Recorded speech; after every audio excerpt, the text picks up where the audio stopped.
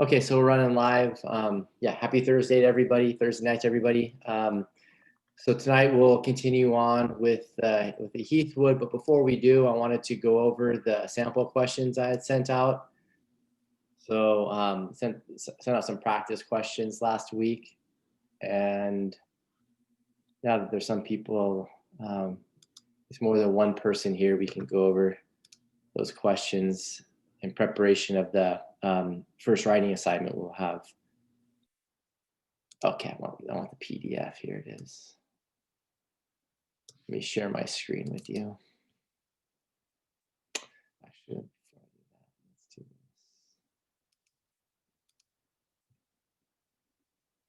this. Okay, here we go. So drop that down.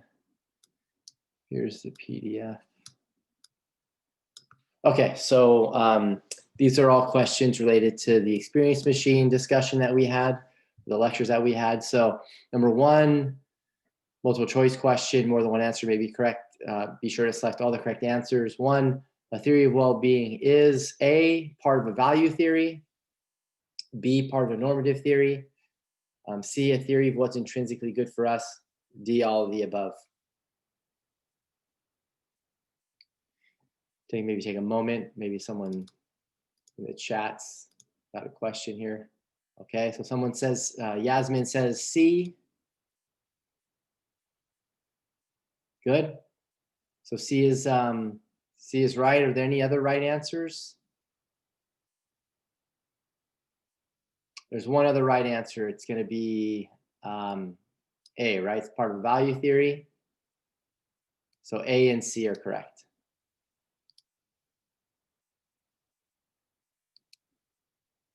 Number two, according to Mill's pig argument that we discussed, as discussed in lecture, A, hedonism fails. So just thinking about the pig argument itself, hedonism fails. Desire-satisfactionism fails. Or C, objective list theory fails.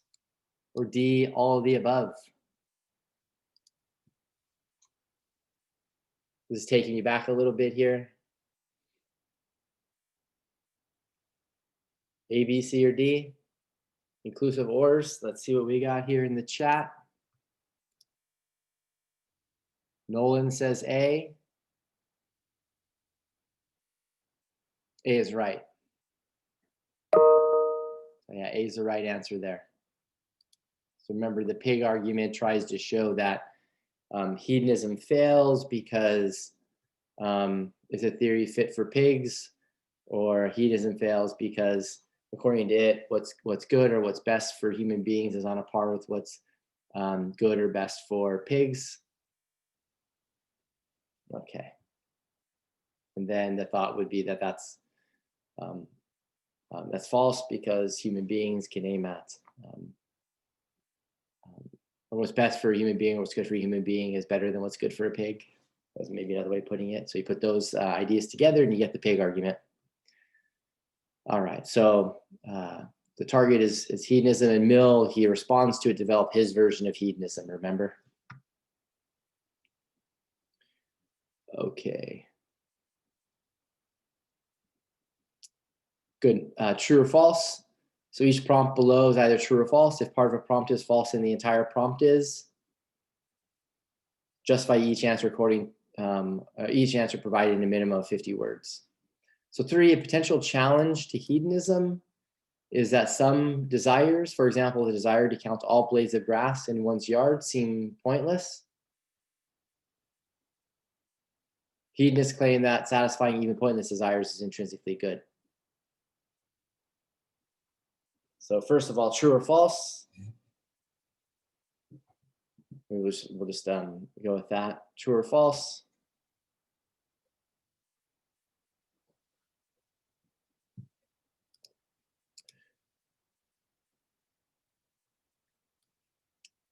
Good. Okay, so this is one of the challenges that we discussed in lecture. So false, although the first sentence is accurate, the second sentence is incorrect. This is because pointless desires are not intrinsically good. Okay. So this is certainly false.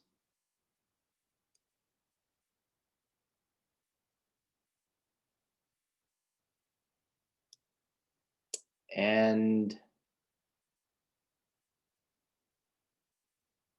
Yasmin, you're right about the second sentence. Hedonists, if you mean to justify the falsity or explain the falsity of the second sentence by claiming that a hedonist would claim that satisfying pointless desires is not intrinsically good, that would be right.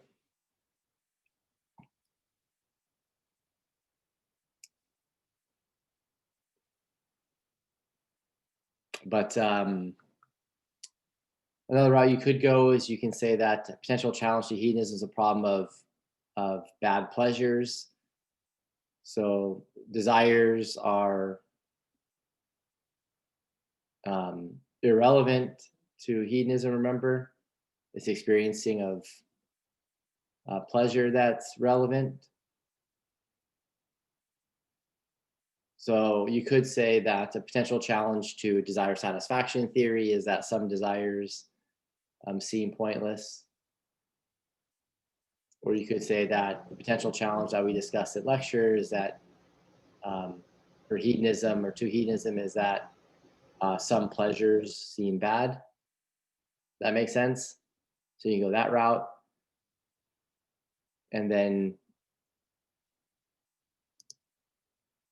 with respect to the second sentence, hedonists claim that satisfying even pointless desires is intrinsically good. That's false because hedonists would claim that at best satisfying even pointless desires is extrinsically good, right?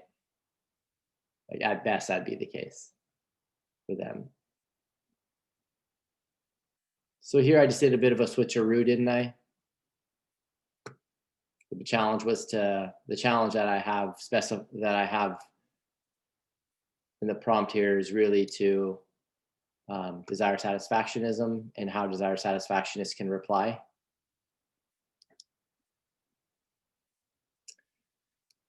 Good. Let's see.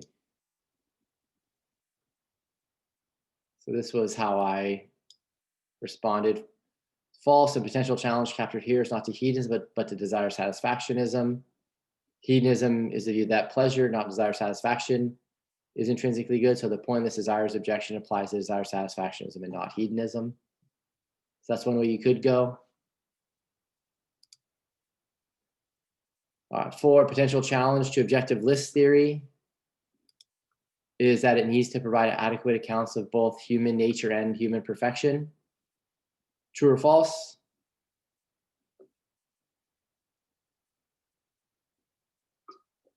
Give you a moment to answer.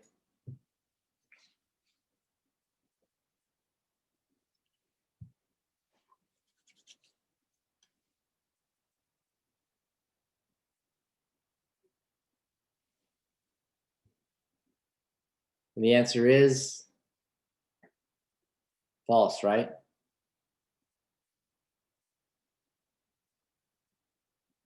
So potential challenge to objective list theory, remember, was that it's arbitrary what counts as intrinsically good.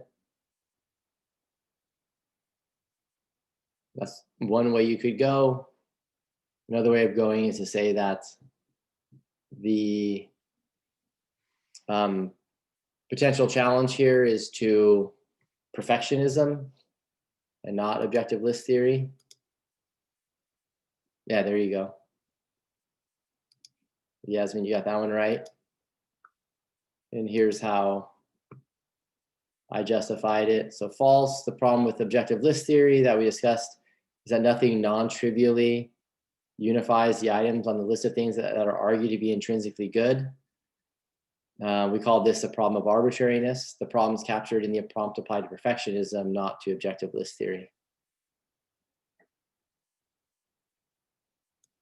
So this, you can get a sense of what I'm looking for in a justification. Now, both of these are false. Students tend to do pretty well with knowing how to justify prompts that have falsities in them. Sometimes they struggle with justifying prompts that are true. And so typically when I'm writing out or writing up true false prompts that are true, I'm designing them in such a way that justifications are readily available. And so sometimes what I'll do is I'll provide you with a prompt that gives you like a concrete case of something that we discussed, and then it's suppose the prompt is true, then you would just, in some cases, like apply the general theory. So an example might be, think back to trolleyology.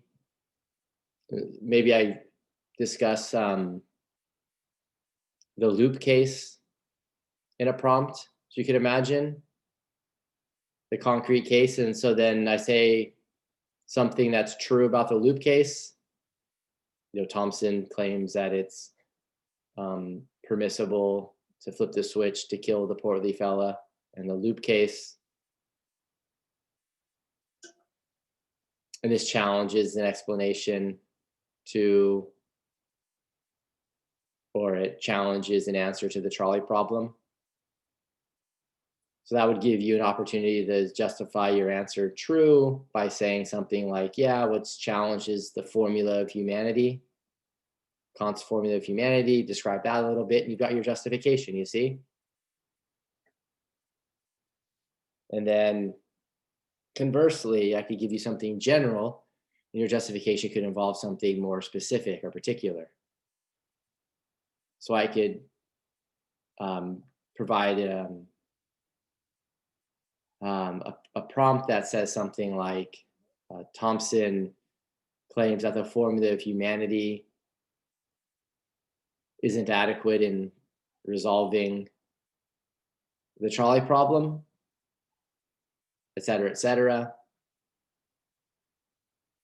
And then your job in justifying, supposing the prompt is true, would be to provide something like the loop case, the concrete case. You see what I mean? So thinking about justifying true or false, these are a couple of strategies to help you out moving forward. Okay, I'll give you the specific, you give me the general, I give you the general, you give me the specific. At least that's, there's a couple of tools to help you moving forward. Okay. Okay, so let's go to the short answer questions. So again, on the writing assignment, there will be multiple choice questions, true false questions, could be short answer questions, and then there could be short essay question, something like 250 to 350 words or something for the essay question. So short answer each of the following prompts in a full polished paragraph of a minimum of 100 words. Be sure to follow all the instructions noted at the top of the assignment. There'll be, on the writing assignments, there'll be instructions to have in mind or to follow that would apply even in writing your short answer questions. Be sure to be concise in your answers, focusing on answering the prompt exclusively. Make sure all your words are your own. When relying on lecture material, be sure that you express the ideas in your own way, which demonstrates to me that you understand the ideas. Okay, let me get to this chat question. So Yasmin, on with respect to the question here, can is it okay to come to office hours to discuss some of our answers before submitting? Not for any like content type help, just because remember when I pass out the assignment, it's like when I submit the assignment on Canvas, it's like passing out an exam. So the content has to get clarified prior to submitting the assignment. So if there's issues with what I'm asking you, of course, feel free to ask me questions, but not with respect to the material itself, whether you've got the material right or if you're on the right track and that kind of stuff. Because that's basically amounting to say, am I answering the question correctly?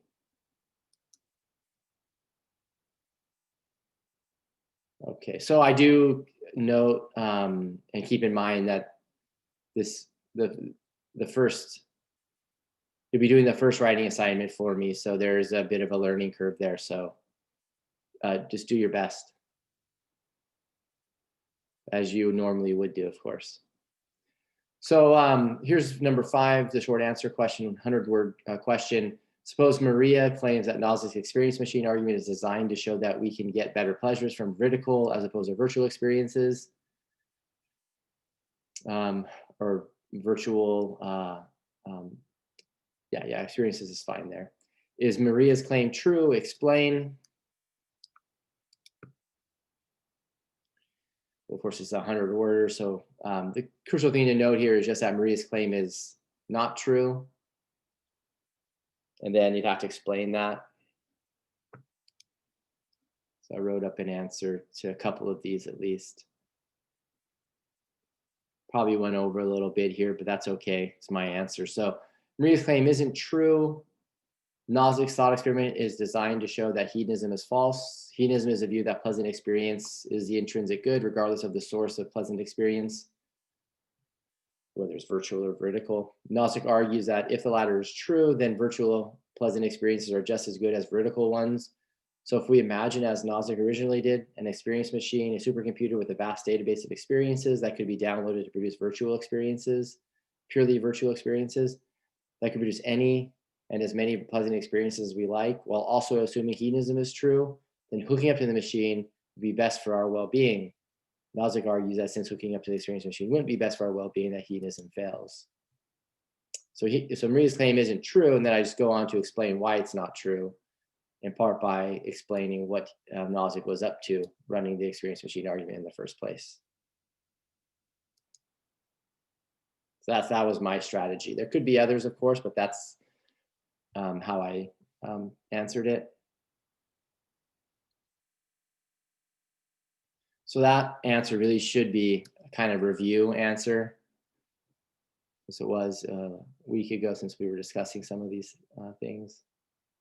Number 4, potential challenge to, number 6, let me get to this one over here.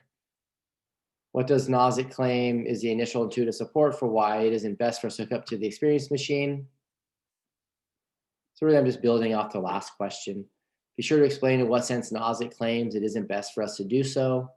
Then briefly explain one and only one of the reasons Nozick gives for the claim that it isn't best for us to hook up to Nozick's machine, and use your own example in a latter explanation. So here I just lock it in, have you do only one of the reasons, that way you explain enough, basically. And then I want you to use your own example. I don't think I sketched a complete answer here. I just sketched some ideas here. So sketch, put into your own paragraph and into your own words. So the intuitive support, remember, was that our initial strong inclination when hearing the experience machine case is not to hook up to it, to be resistant to hooking up to it. And then what this strong inclination supports, that hooking up to the experience machine isn't best for us in terms of well-being. And then building off of that, going beyond just the intuitive thinking, what explains the intuitions that we have, well, the reasons that were fleshed out were these. I don't think I need the R there. It's better in terms of our well-being to really do things, to develop our character, and to experience a reality that transcends a human-made reality. And so here, your own example, if you were to emphasize this reason, my example was climbing Everest. You come up with your own, remember? So I use the climbing Everest example. Developing your character. I just talked about how having contact with the world is important for developing our character. So here you just might come up with your own example. Like my example would be, if I were to think about one off the top of my head, it would be, becoming a better friend, how that requires being in contact with real people. Does that make sense? And then the last option, if you were to choose it, to experience a reality that transcends human-made reality. Remember the two kinds of reality that transcend a human-made reality would be natural or supernatural. So here examples could involve, going to witness or to enjoy the sunset, okay, at the ocean, at the cliffs in Shell Beach. I don't know, pick your favorite example.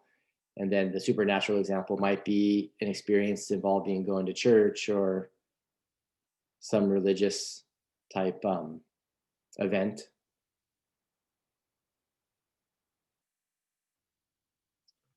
Okay. 7, develop a concise and original case that captures the problem of bad pleasures. What theory of well-being does this challenge? Then explain how normative theory can be used to respond to the problem of bad pleasures. This last part may have been hard for some of you. So this was like, if this kind of question, or this part of the question was to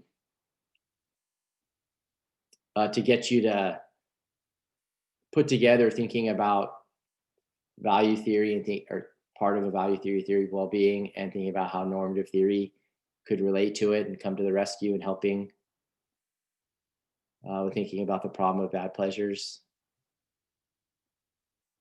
So this was something that would require some thinking beyond just what's been discussed directly in our presentations. Okay. So I sketched an answer to this one. The problem of bad pleasures challenges hedonism. The idea is that it seems that there are cases in which someone's enjoyment of pleasure isn't intrinsically good. Okay. Emphasis on seems. It seems that that's the case. For example, imagine Cain murders Abel and then feels much pleasure as a result. Hedonists claim that Cain's pleasure is intrinsically good, but it doesn't seem to me, but it doesn't seem to be. Typo. Normative theory can be used to respond to this problem in the following way. What's bad in the case of Cain and Abel is that Cain murders Abel. I could even italicize murders to emphasize that word there. We have a murdering. Not that Cain feels pleasure by doing so. So Cain's pleasure can be understood as intrinsically good, according to the hedonists, right? While his action is understood as intrinsically bad or wrong. So the problem of bad pleasures typically involves someone doing something immoral, seriously immoral, and feeling pleasure as a result or as a consequence. And the hedonist can claim that what's going on is the badness is being confused with normative badness, as opposed to a well-being value theory badness. Does that make sense? The normative badness would be like a wrong action. The wrong action here would be the murdering that occurred. We need to tease those apart from each other. So in a sense, the claim is,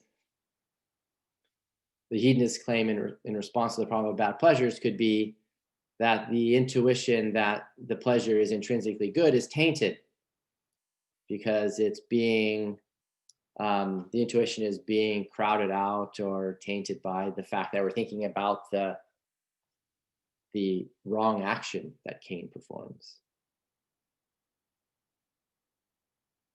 and not just the pleasant experience itself that results, you see? Okay. So again, this last part of the question, number 7, was to stretch you a little bit, to see if you could think carefully about the way normative theory could come to the rescue, the problem of bad pleasures. right? And the same thing would hold in the case of bad desires, wouldn't it? The case of murderous desires, the very same response is available to the desire satisfactionist, isn't it? You've got these bad desires, seems intrinsically bad to have the desires. Desire satisfaction theorists can say, nah, what's going on there is you're confusing what's bad in the case, namely the action, with the desire being satisfied. The desire being satisfied is always intrinsically good, despite the fact that the action was a wrong one. The wrong action was taken to have the desire satisfied, but that's consistent with the desire being satisfied and it being intrinsically good that the desire was satisfied. Intrinsically good for the person who had the desire satisfied, of course. Okay. There was a long weekend, I think perhaps, and with Tuesday being kind of a funky day just because it was a Monday schedule, some of this may seem like it was, we talked about a month ago, but hopefully that was helpful to recap some of this stuff. All right.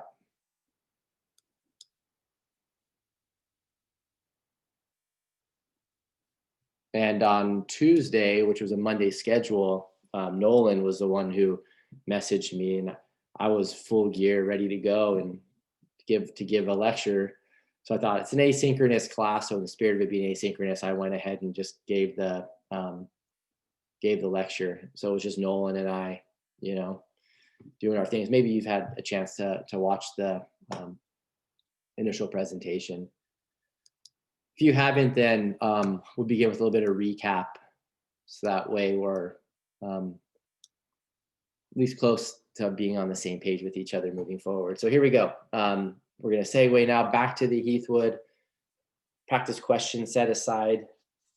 Feel free to ask me questions. The assignment will be posted on Saturday, so you've got some time to do some reviewing and thinking about what questions you may have.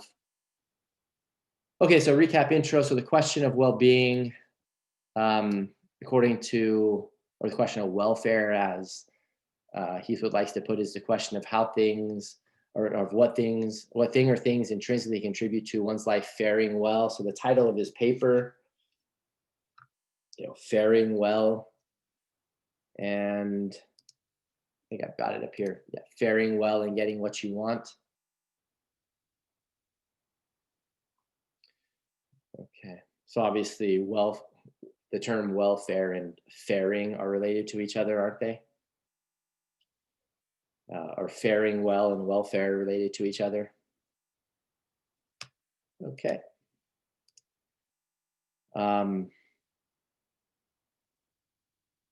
And he distinguishes the question of our lives going well for us, or question of our well-being. He distinguishes that question from the question of the good life, the question of excellence, the question of the meaningful life, and these kinds of things early on in the paper. 2, we can try to answer the question of well-being initially by sketching a list of things we reasonably believe contribute to our well-being in an intrinsic way. So after trying to just get clear on the question that he's interested in asking, which he makes pretty narrow compared to some of these other questions, he deals with the preliminary steps, as he calls it, in answering the question of welfare. And there we get our list of things, right, that we take to be intrinsically good for us, or that we believe to contribute to our well-being, as I note here, in an intrinsic way. And then we need to determine whether we're subjectivist or objectivist about well-being.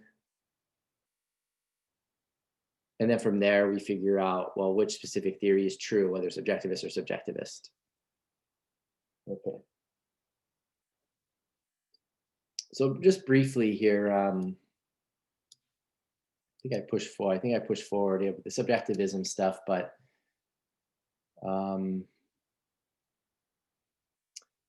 what he says is, just going back here a little bit, is he says, these are the kinds of things that we might think contribute to our lives going well for us in an intrinsic way, we just begin reflecting on this, the question that he's interested in answering.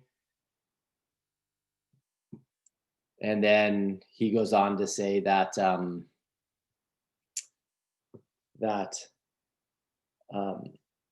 that these things, they're not ultimately good for us in an intrinsic way.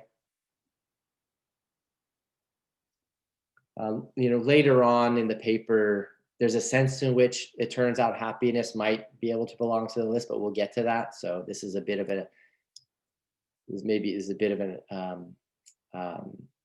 the idea of happiness, or putting happiness on our list here, and his initial dismissal of what we have on the list here can be qualified a little bit, just insofar as happiness is going to end up involving some trickiness, as we're going to see.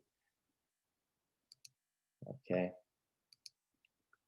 So he thinks that that's a reasonable list to have, but he ends up going subjectivist.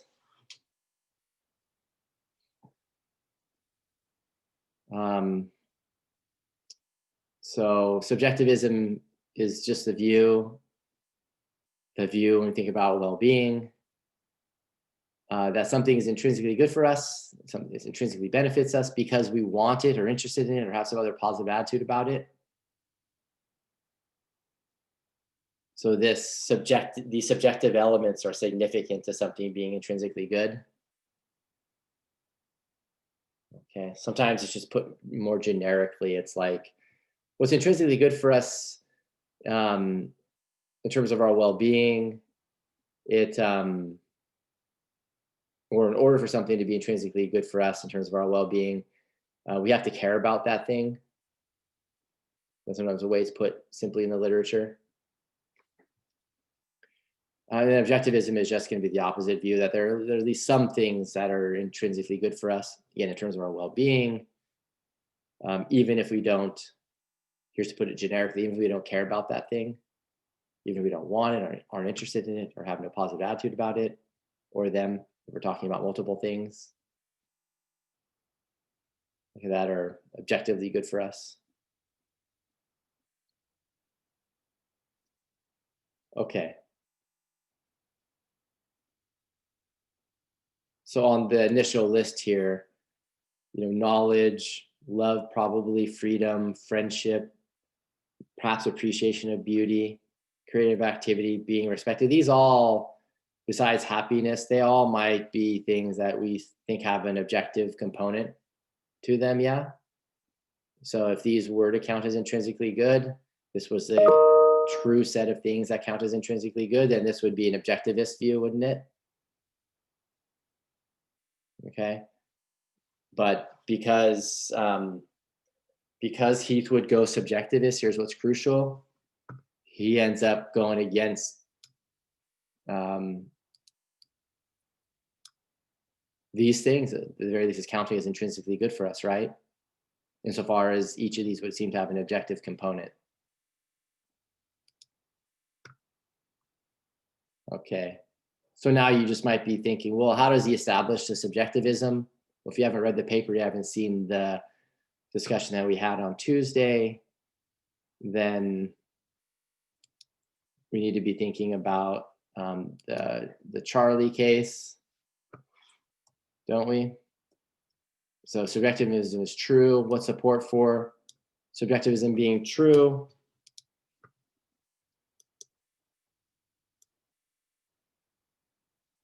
He thinks these matters are hard to prove, so he gives us a concrete case. So he says this on bottom of page 3, if I'm right that this is a truth about welfare, truth about well-being, that subjectivism is true, I think this is probably a foundational truth. That means there are no deeper truths about welfare from which we can derive it and hence argue for it. But there are still considerations that can help us to see it. Concrete examples can help. So we consider the Charlie case, as I call it. Charlie wants to improve his quality of life. He has heard that it is philosophers who claim to be experts on this topic. So he looks through some philosophy journals at his library, takes a social ethics class at Cal Poly. He finds an article claiming to have discovered the correct account of welfare. There's an objective theory that includes the items on our list above, the one that we just mentioned that had, happiness freedom, love, knowledge, and all the rest. Subjective theory, that includes the items on our list above. The paper is in a pretty good journal, so Charlie decides to go about trying to increase his share of some of the items on the list. For example, to increase his freedom, he moves to a state with higher speed limits. Charlie is careful to make sure that the move won't have any detrimental side effects. It won't cause him to fail to get any less of the other goods on the list. You have just as much love. He'll be just as happy. He'll gain as much knowledge, etc. As you would if he was living in the other state and had less freedom thereby.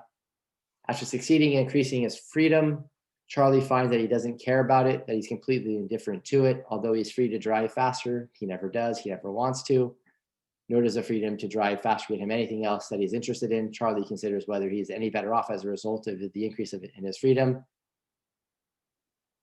And he concludes that he is no better off. And Heathwood basically claims that he would agree with Charlie's assessment in this case. So if he's no better off, then, and that's true, that's accurate to claim that, then it looks like freedom doesn't contribute fundamentally or intrinsically to Charlie's well-being. And what Seams explains that is the fact that Charlie just doesn't care about that thing. He's not interested in it, he doesn't desire it, et cetera, et cetera. So you can run the Charlie case, but then you just multiply examples corresponding to the other things on the list that we looked at above, right? So you come here and you imagine Charlie not moving to another state to get more freedom, but going on to eHarmony, right? Finding some love on eHarmony, but not caring about it, being uninterested in it. He might start taking classes at Cal Poly to gain knowledge, but doesn't care about it. You might try to meet up with some people to gain some friends. Right? He starts going out and trying to appreciate beauty, sunsets, the ocean, the mountains, whatever. Right? He starts playing the guitar, okay? And he starts working on being successful so people will respect him more. You get the idea, right? But at the end of the day, he's uninterested in any of these things, and he forms the opinion that he's no better off. Okay. So that's how the Charlie case would be multiplied. Okay.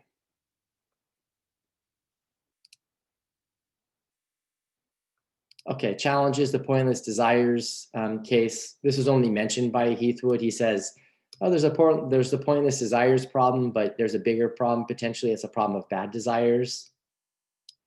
So he gives us a case of Ted Bundy. Just by way of recap.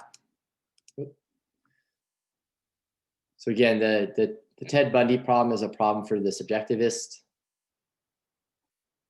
So here's the discussion of pointless desires briefly. He says, if there are such good reasons to be a subjectivist, why would anyone reject the view? One of the main reasons that some are driven to reject subjectivism about welfare is that intuitively it's possible for a person to want, like, or care about getting the wrong things. Some pursuits, for example, strike us as pointless or meaningless. What if someone wants never to step on a crack when he walks on a sidewalk? Would his life really be going better for him each time he satisfies this desire? Okay. What if the baseball pitcher never wants to step on the baseline before making his way to the dugout, before making his way out to the mound? Does life go better if he hops over it every single time? Right? Say no. At least that's an intuitive response as a challenge. But then he says, but this objection may be most forceful. We're not considering pointless or meaningless desires being satisfied, right? But pursuits that are positively bad. So the problem of bad desires, or the problem about caring about the wrong things, the bad things, the immoral things, and then those immoral things being satisfied. So consider to take a real life example: the serial rapist, murderer, and murderer Ted Bundy. Maybe some of you know who Ted Bundy is. He might be before some of your times. If so, you're lucky. What you learn about Ted Bundy here is sufficient. No need to do any Google search to know what he did that was so horrific to people.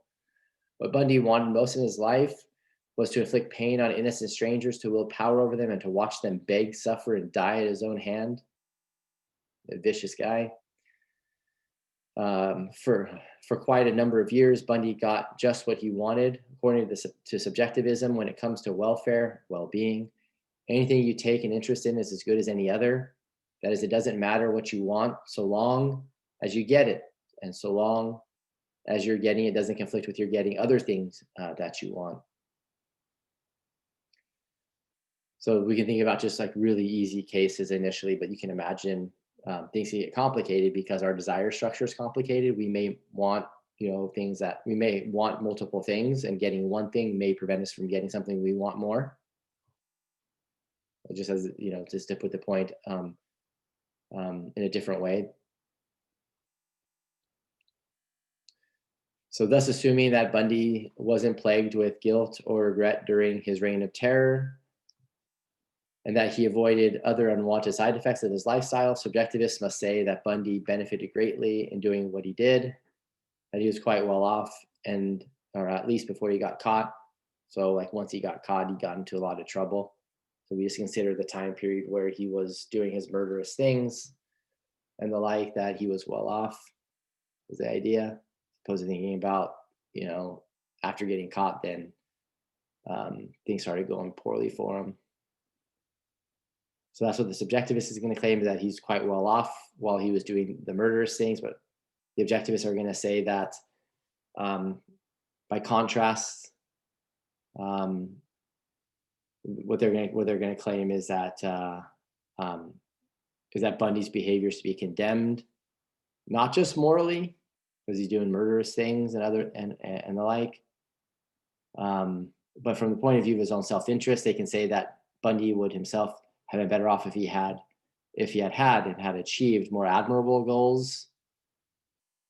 Okay. So, Bundy, he was interested in doing these murderous things, but there are better things he could have been associated with and take an interest in. And had he satisfied those interests,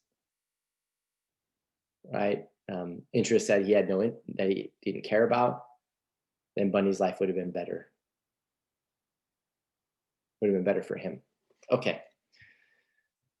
So what the response here is to the Bundy case.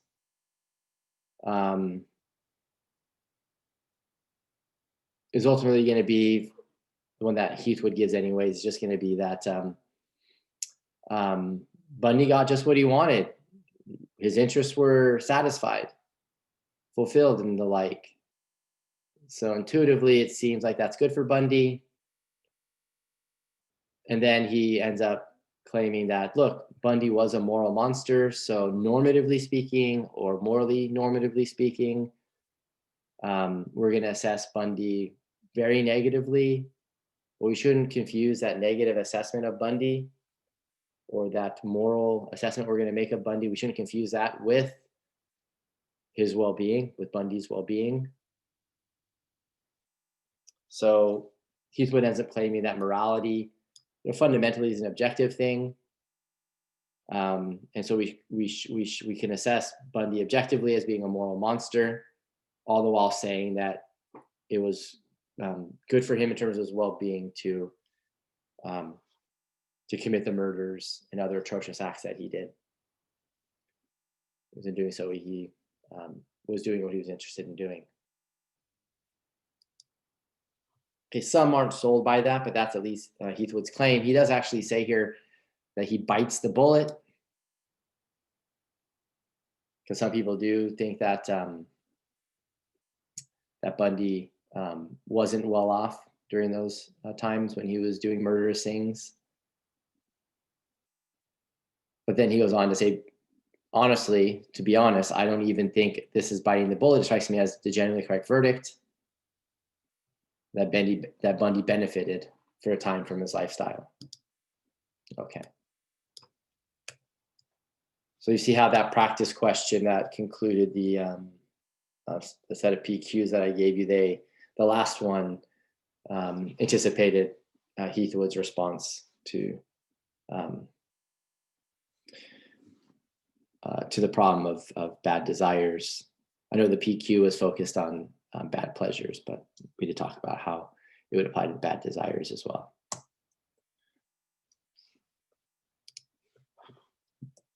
Okay, good. So Heathwood's response, we already got the morality, the normative theory to the rescue.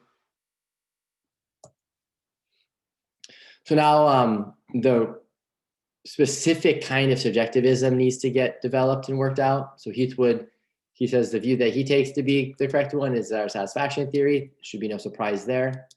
We're just kind of building to that at this point. So Heathwood says on page 6, according to the desire theory of welfare, human welfare consists in the satisfaction of desire. Whenever what a person wants to be the case is in fact the case, this constitutes a benefit for the person. So that gives us a very succinct formulation of the view. So the quote that I just read off was from the second full paragraph on page 6. Whenever a person's desires are frustrated, just continuing on, this constitutes a harm. Or whenever a person's desires aren't satisfied, this constitutes a basic harm or something that's bad for the person. And the basic is supposed to it's supposed to mean something like there's intrinsicness. Okay. Intrinsicness in play. The theory recognizes no other fundamental sources of benefit and harm, so it's monistic, right? And he uses fundamental as opposed to intrinsic. He uses basic and fundamental in places that others might use the term intrinsic. Many other kinds of event, making money, becoming sick, gaining freedom, appreciating beauty, can cause our lives to go better or worse, but only by being things that we want or don't want,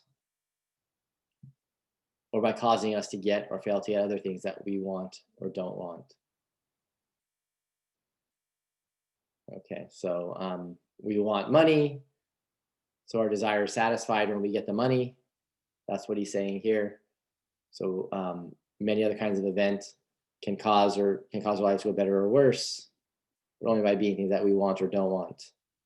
We don't want to get sick, so when we're not sick, then that's our desire is satisfied, and that's good for us. We don't want to become sick, we become sick. That's our desire is frustrated. That's bad for us. That's a basic intrinsic harm.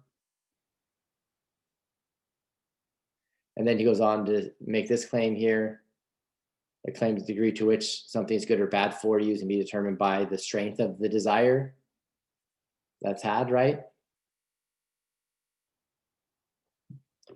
So how good or bad a desire satisfaction or frustration is for the subject is a function of the strength of the desire, or the more deeply we want something to be the case. That's pretty intuitive, right? If you're going to have this kind of view to say something like that. Okay, so that's just to flesh out the desire satisfaction theory. Now, Heathwood, he segues from subjectivism to desire satisfactionism, because in the paper, he's really trying to just get clear on desire satisfaction theory as a kind of subjectivism after getting clear on a number of other things. So he doesn't try to say subjectivism is the true theory, and then I'm going to give you an argument for desire satisfaction theory as the correct one. He just segues to desire satisfaction theory because he's trying to explain it. And then deal with some objections to it, as we're going to see in a bit. So a question that one might have is what's meant by desire, or what's meant by the term want? These are synonyms, aren't they? So that we can use them interchangeably. And what Heathwood claims is that the term want is sometimes used to mean something that's just merely behavioral. So if we voluntarily do something, then we wanted to do it in the behavioral sense of want. But then there's a sort of thicker sense of want, that's used to mean something like being genuinely attracted to. And so when he works out his desire satisfaction theory, he's interested in the second sense of want, second sense of the term want. He claims that sometimes we voluntarily do something that we're not genuinely attracted to. Okay. So on page 6. So he says,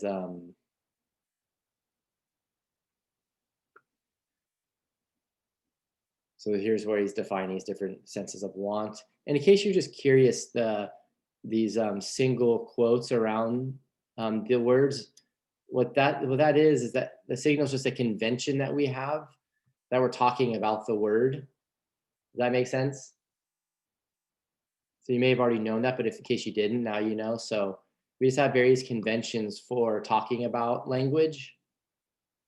So sometimes this is called, for those of you interested, sometimes this is called going to the meta language. When you go to the meta language is where you're talking about the language. Okay. Sometimes we'll also call this mentioning. So when you put a term in quotes, you're talking about the word that you put in the quotes. We call that mentioning as opposed to using.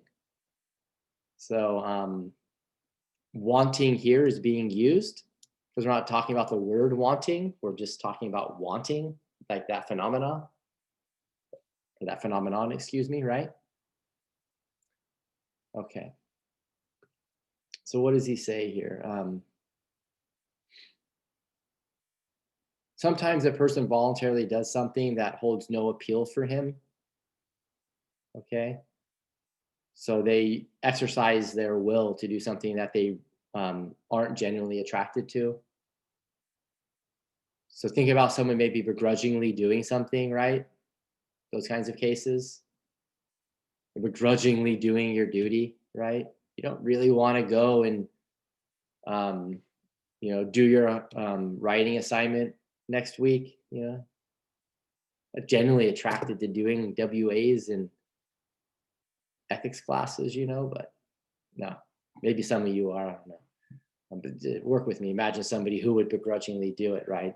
However, close to, donkeys talking and pigs flying that may be in logical space. Okay. So that's just to give you an example. Okay. So desire satisfaction theorists, let's just round this out here. They're interested in a more robust notion of want, desire,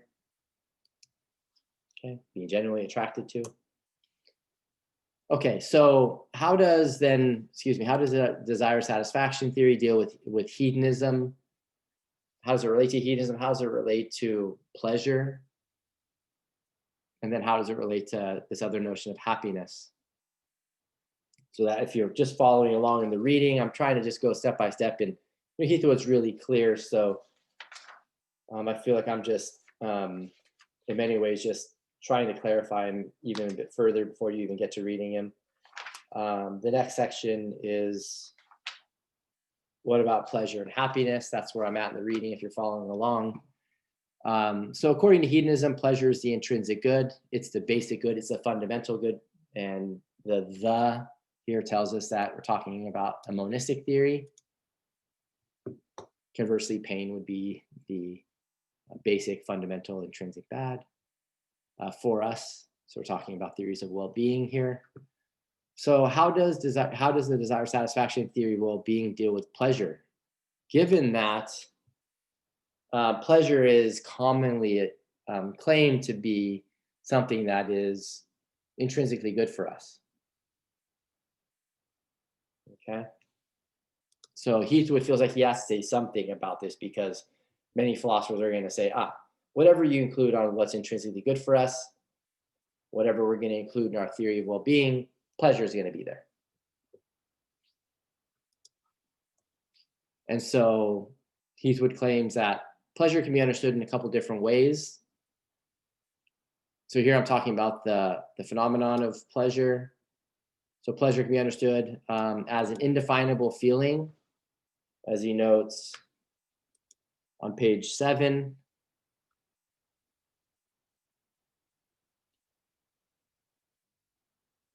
The nature of pleasure is an indefinable feeling or sensation in the same general category as indefinable sensations of seeing red,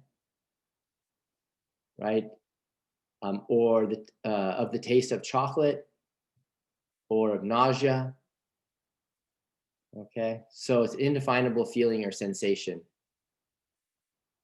Okay, and one of the things that might make pleasure indefinable to some degree is that it seems like there's different kinds of pleasure, and the different kinds of pleasure have very little in common with each other. So there's like the pleasure of enjoying an ice cream cone, and then there's the pleasure of scoring a touchdown and spiking the football thereafter. You know what I mean? Those can both be pleasant in terms of experiences, but what on earth do they have in common? Like it's hard to know exactly. It's hard to say much about that.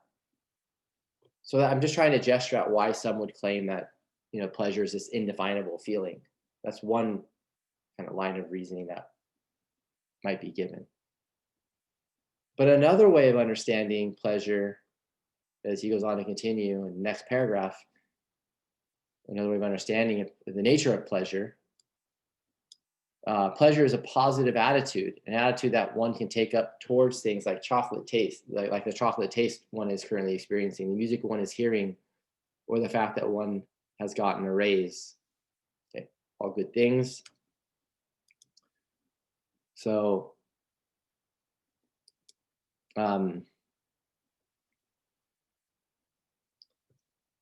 this is just the next slide that captures what I just noted from the Heathwood. So if pleasure is understood as involving desire, so if we understand like desire in terms of this positive attitude towards something,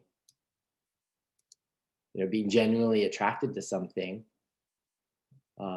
given his earlier discussion, then pleasure is intrinsically good. You see how that works?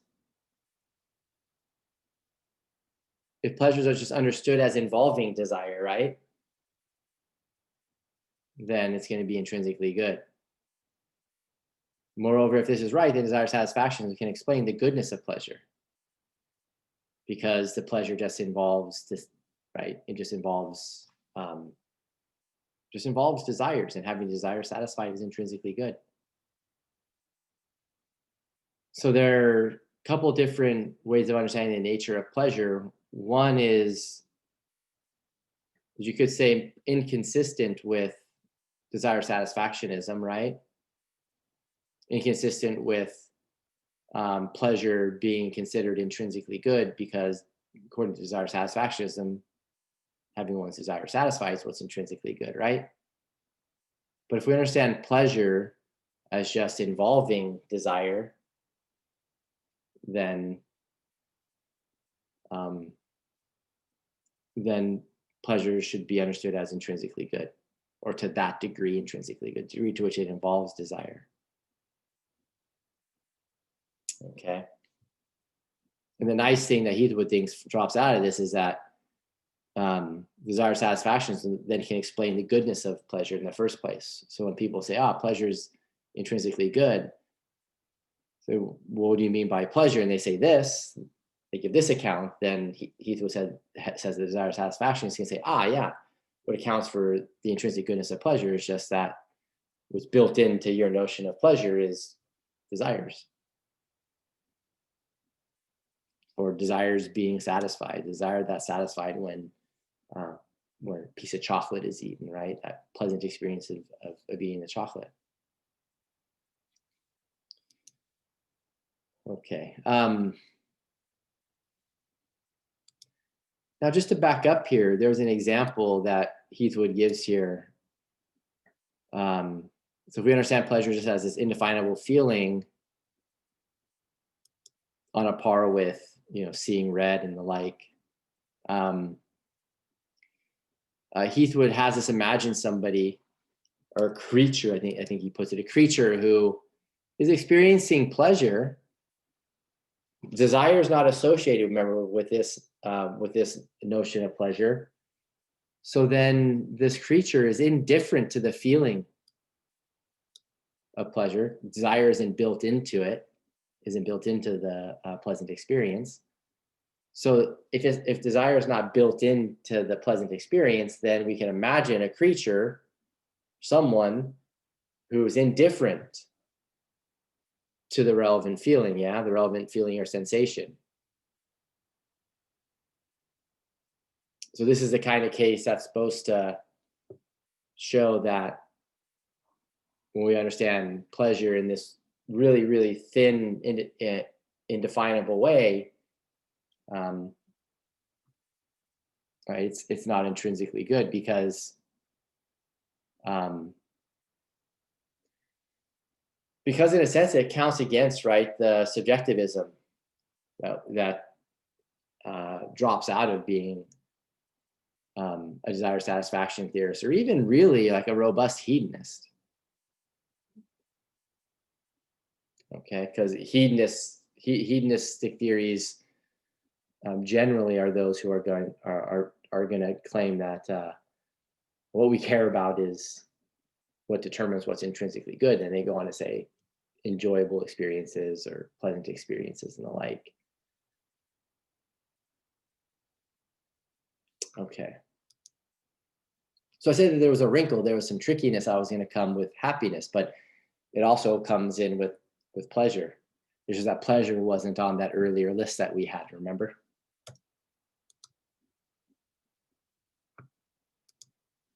So there's a little trickiness here, whereby it looks like when we understand pleasure in this more robust way, currently on the slide, there's going to now be overlap, isn't there, between the hedonist view and the desire-satisfactionist view. That's like a way of understanding what's going on here, or at least one of the implications. Okay. And now it might be just that, and Heathwood would have to say more in his paper about this, but it might be that when pleasant experiences involve desires being satisfied, it might be that there's more going on or more to the pleasant experience than just having the desire satisfied. If that's the case, then what Heathwood's claim would just be the degree to which the experience is pleasant involves a desire being satisfied is the degree to which the pleasant experience is intrinsically good, you see, in terms of our well-being.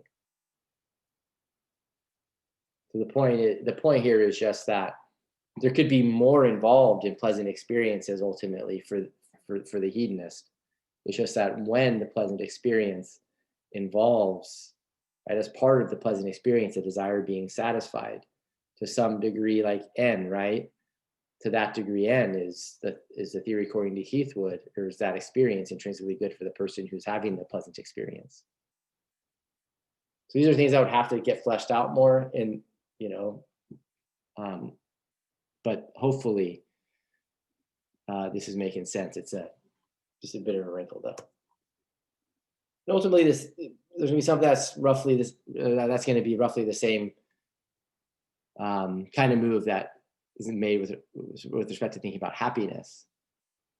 Happiness is something that's typically going to be put on someone's list of things that are intrinsically good for us. It's going to be a part of human well-being. So likewise, if happiness is understood as a state involving having one's desire satisfied, then happiness is intrinsically good. It can be explained by desire satisfaction. Not but. Here, let me fix that so I don't forget. So the same thing is true here.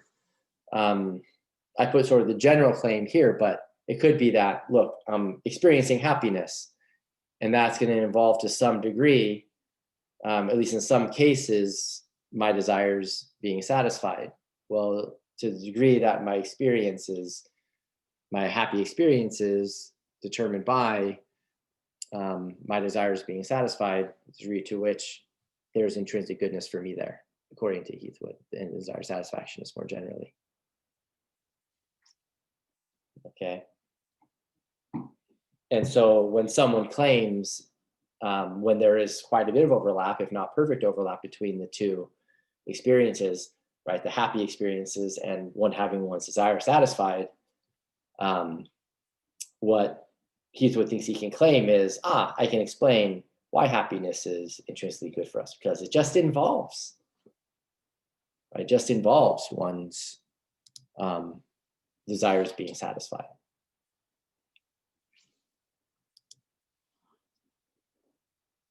Okay.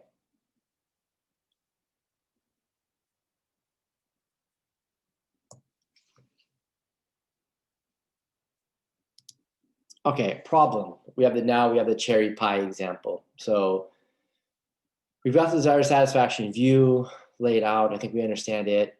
I think we understand at least better how desire satisfactionism is going to deal with the phenomena of happiness and pleasure, even though there's some complications there.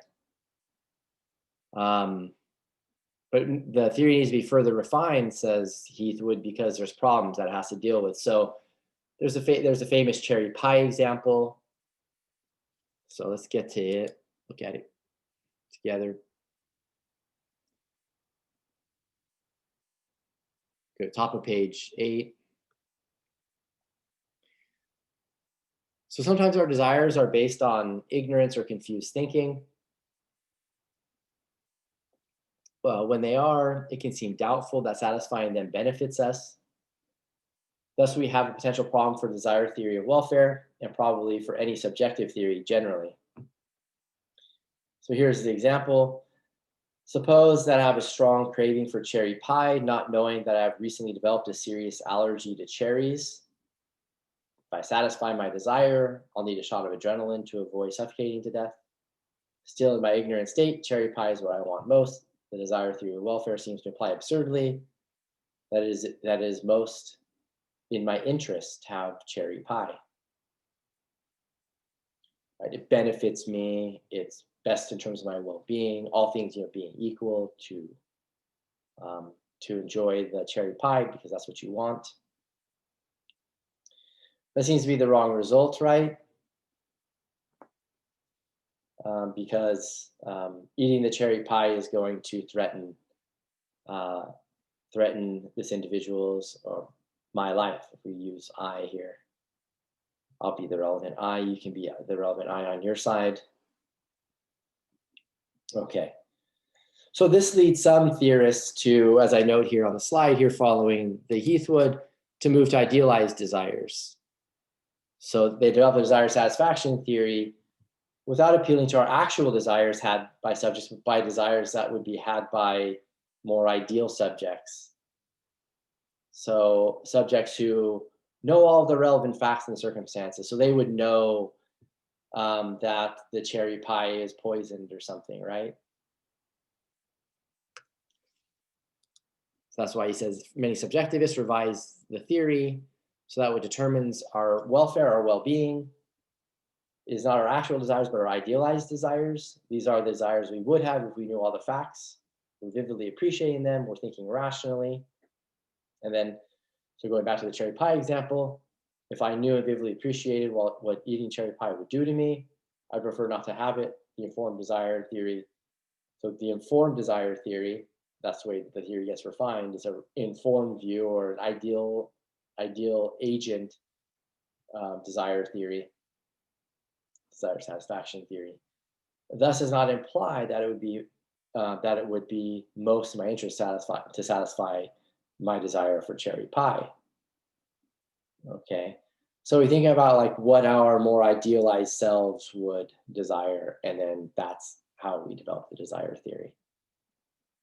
So this is another wrinkle that's a little tricky to think about. So what's best for us in terms of our well-being isn't what we actually desire and those desires being satisfied, but the desires that are more idealized.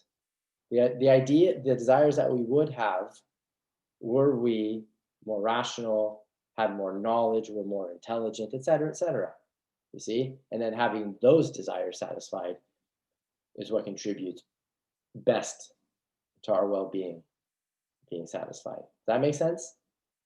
You go idealized in this way. And so, cash this out here, see what the cash value is of it theoretically. Subjectivists who are troubled by the problems caused by pointless or immoral desires may hope that the move to idealize desires will help here as well. Perhaps if Ted Bundy had appreciated the effects that his actions would have on his victims and had been thinking rationally about it, he would not have desired to do the horrible things that he did. Perhaps he would have instead wanted the things on the objectivist list. This is a nice thought, but for it to be true, it would have to be that no one who was fully informed, vividly appreciating the facts, and clearly thinking would have pointless or immoral desires. But surely it's just wishful thinking to believe that. So that's kind of some pushback initially. So we see how it would work, right?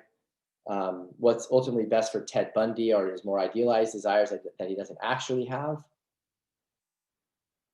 Okay, and this explains why we'd want to say that Ted Bundy has bad desires, and why it doesn't seem like his well-being is being positively enhanced by having his murderous desire satisfied. Okay, it's because what's going to contribute to his well-being being enhanced, realizing these idealized desires, these better desires, you see? So that's to think about the Ted Bundy case. And then the way you deal with the pointless desires case is to say that a more idealized agent is going to be someone who has more idealized desires, not desires involving counting the blades of grass in one's backyard. Does that make sense? That's another way of going. But then the big problem that Heathwood points out here is just that if a desire satisfaction theory goes ideal in this way, becomes an ideal desire satisfaction theory, it has broken with subjectivism. So the desire satisfaction theorist is supposed to be one that involves, right, subjectivism. And one of the reasons people go desire satisfaction theories was they think that it accounts for the intuitiveness of subjectivism. You see, it's one way of going. It's the best way of going subjectivist. Does that make sense? And so Heathwood's claim is a desire satisfaction theorist who goes idealized with respect to her theory is someone who was forgetting that they weren't desire satisfaction theorists because they were subjectivists, you see? So they're kind of violating or going against one of the very reasons that they got into desire satisfaction theorists in the theory in the first place. Now, one might just go, look, I'm going to go desire satisfaction theory in this way. That's going to be idealized. That's a perfectly possible position to have in logical space, right? You may have to deal with various problems and the like, just like every theory, but one could go that route. It's just that if you move to desire satisfaction theory for subjectivist reasons, going ideal desire satisfaction theory counts against that. So it's really a targeted kind of response. And the idea is just that these ideal desires would then have some objective basis or standard, right? Remember, the core of desire satisfaction theory is that whatever is desired, so long as it comes about and is satisfied, you've got intrinsic goodness that contributes positively to the well-being of the individual in question who has a desire satisfied. Again, whatever the desire is. Once you go more idealized, then we start objectively evaluating the kinds of desires that are good for well-being, you see? And now you've gone objectivist in your theory of well-being. So once you go idealized, you've gone objectivist. Perfectly possible position to hold in logical space, but one that counts against the spirit of desire satisfaction theory in the first place. So argues Heathwood, you see? Okay. So that's a cherry pie example. The move to idealize desires to avoid it, but then I put a question mark here because we see that there's something significantly problematic with it.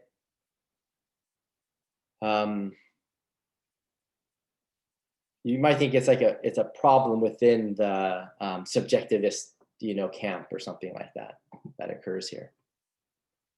Not one that's independent in the relevant way.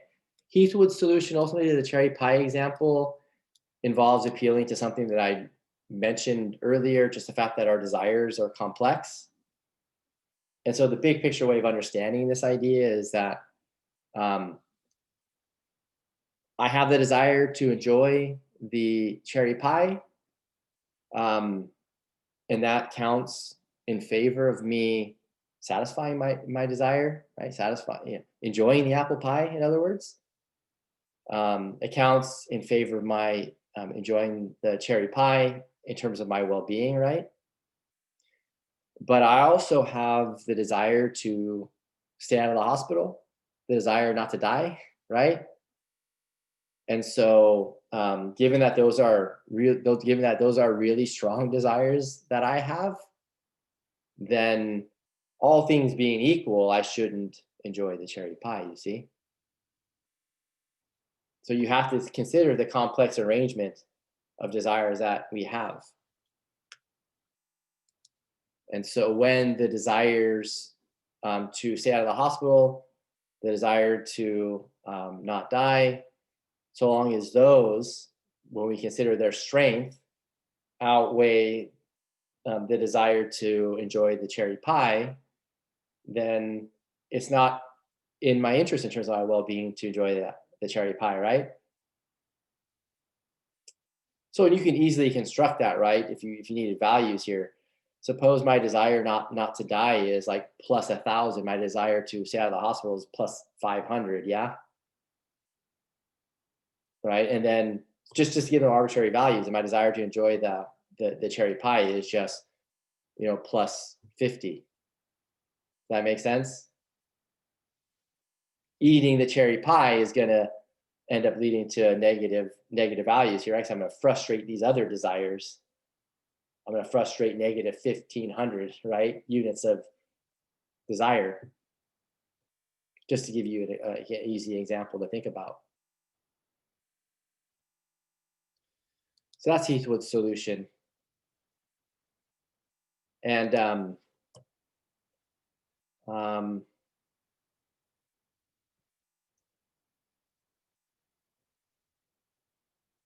yeah, so we're out of time here, so I just wanted to see what I had next.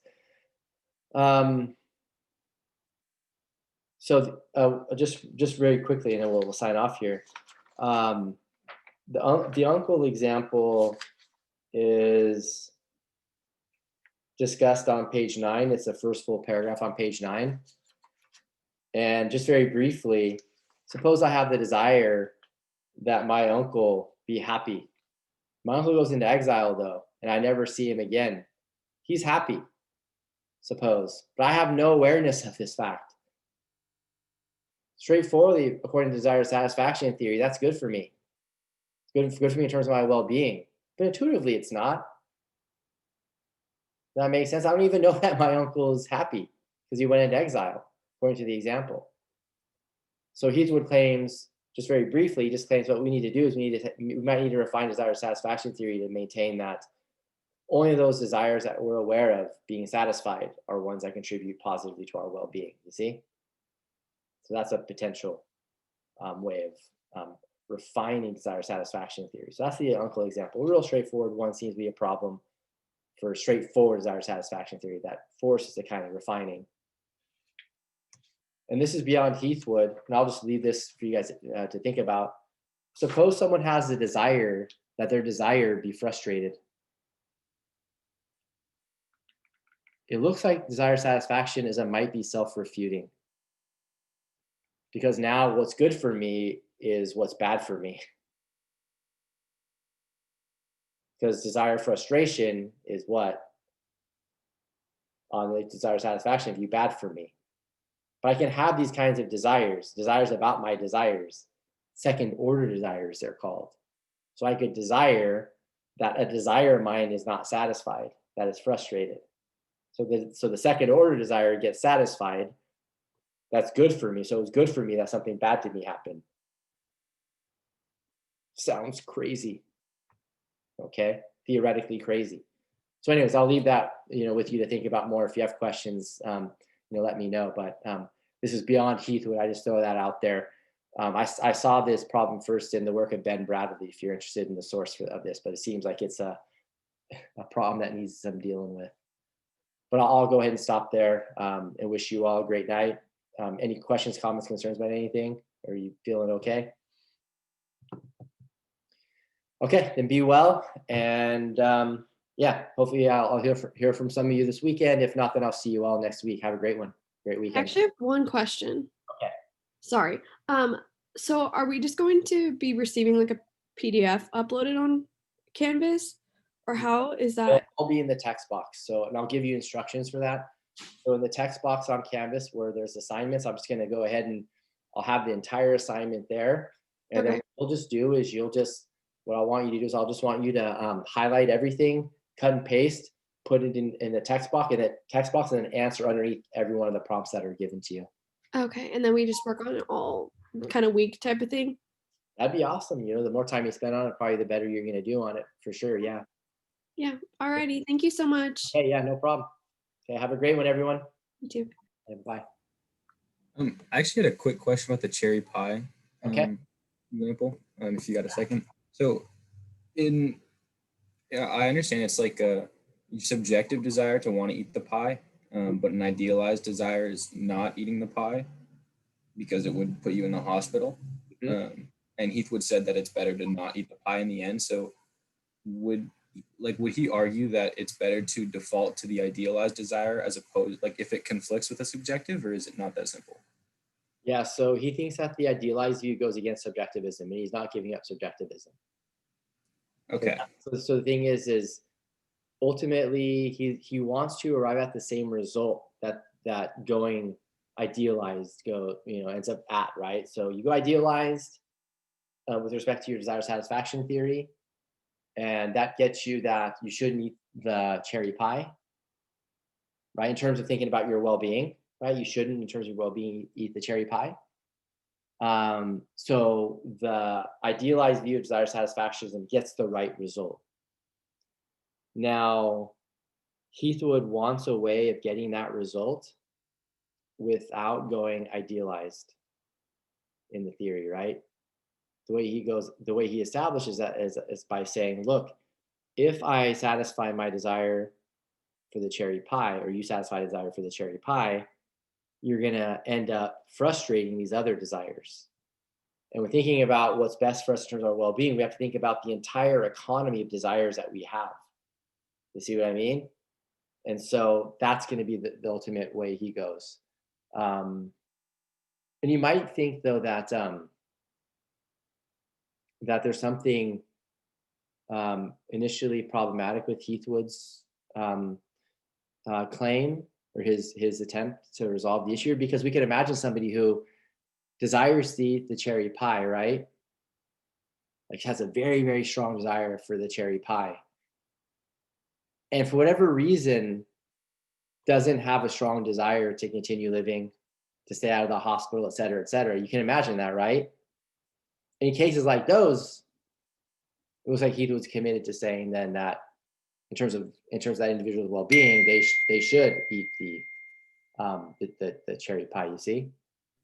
Yeah, that makes sense. Thank you. He just might bite the bullet, though, right? So he wants to get the same result of going idealized with respect to desire satisfaction and without going idealized. That's the basic idea. Gotcha. Thank you. Yeah, no problem. Thanks, Professor. See you later. Okay, no problem. Have a good one. Bye-bye.